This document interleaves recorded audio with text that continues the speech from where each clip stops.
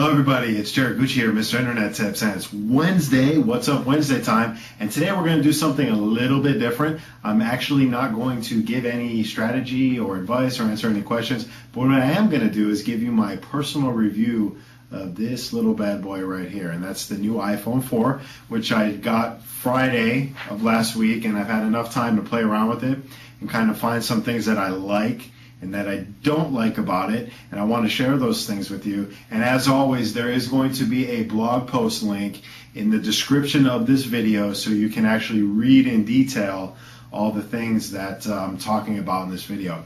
And so I've broken my review up into three categories actually: design, system, and camera. And then at the end, I'm going to talk about the things that I don't like about this new iPhone. So I'm going to move through these quite quickly so we don't have a really long video. But let's talk about the design first. The structure of this thing is amazing. Just the way it looks, the way it feels in your hand, just absolutely amazing. It has a A4 processor inside of it, and this is the same processor that's used on the iPad. The display is unbelievable. It is crystal clear. You will not even believe it. And there's actually been tests to compare with the 3GS and the new 4 phone, and the pixel resolution is one of a kind. There's not another phone on the market that actually duplicates the display quality. Let's go into system. Software, it's now operating on the new OS4 software, which has a lot of extra features that the old Apple version software did not have. And let's talk about some of those. They have folders. So now you can put your applications into folders instead of having them all over your home screen and multiple screens. You can categorize them into folders. FaceTime, this new software introduced FaceTime. And basically, you may have seen what it is, but it's live phone conversation between two individuals that own the iPhone 4. The only downside of FaceTime is you do need to be connected to Wi-Fi in order for it to work, okay? But it's really, really neat. It's got iBooks, okay? This was a feature that they adapted in from the iPad. It's a smaller version of iBooks that can go on here, and you can actually download and buy. There's free books, there's books that you can pay for, and then you can read them here on your iPhone. The great thing too is that you can plug your iPhone in with the correct cable to a television, and you could read your book on television screen.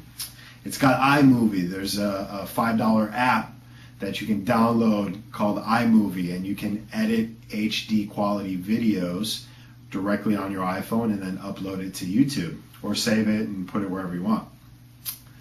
One of the best things, I think, is the multitasking feature. And this was great because I'm a big Pandora listener, and when I'm listening to Pandora on my phone and I want to go and look at a text message, answer a text message, look at my email, Facebook, whatever, Pandora used to shut off, and that wasn't good.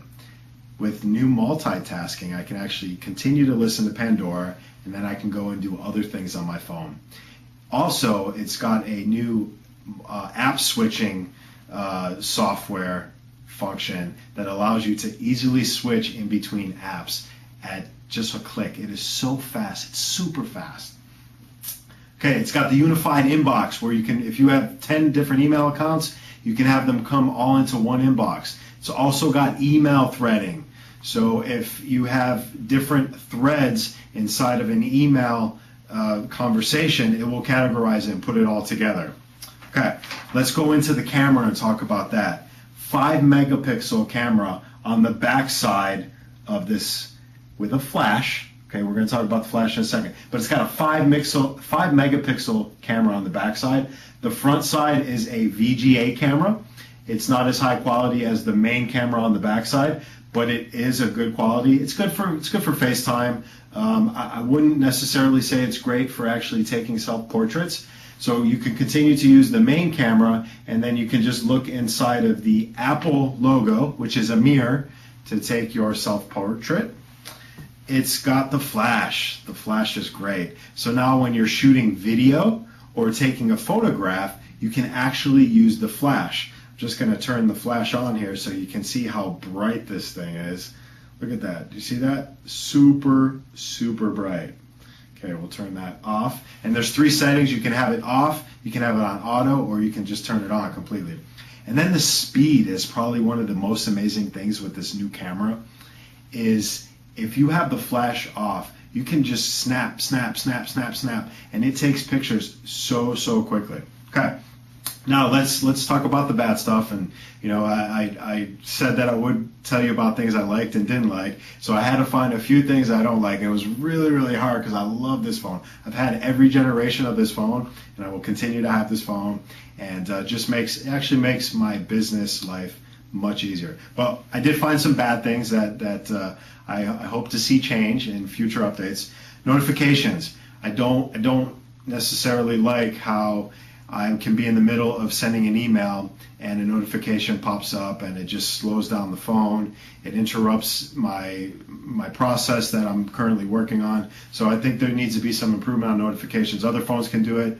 Apple needs to do it as well. Widgets. There aren't many widget-ready apps that are available for iPhone. I'll give you an example. The weather application. For some reason, it does not show the current temperature of where your home location is. It just shows the default temperature. So it'd be nice if some of the applications were more widgetized to make it easier to interact with. And then I think the last bad thing I could come up with is the mail client.